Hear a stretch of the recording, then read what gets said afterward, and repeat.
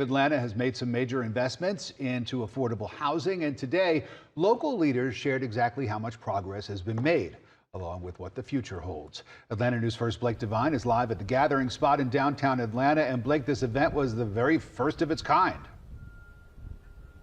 That is right, Rick. You know, today we heard from local leaders and community stakeholders who talked about the successes and the many challenges of creating affordable housing right here in Atlanta. We also heard from Atlanta Mayor Andre Dickens, who is running for re-election. He discussed his campaign and specifically his long-term goal of creating 20,000 affordable housing units by 2030.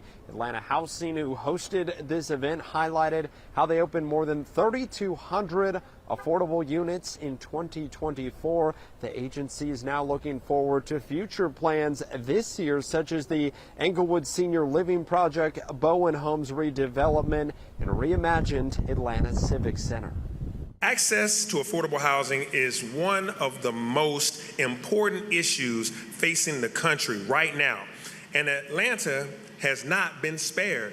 Our ultimate goal is economic independence, creating pathways so that every family we serve can build a stable, sustainable future.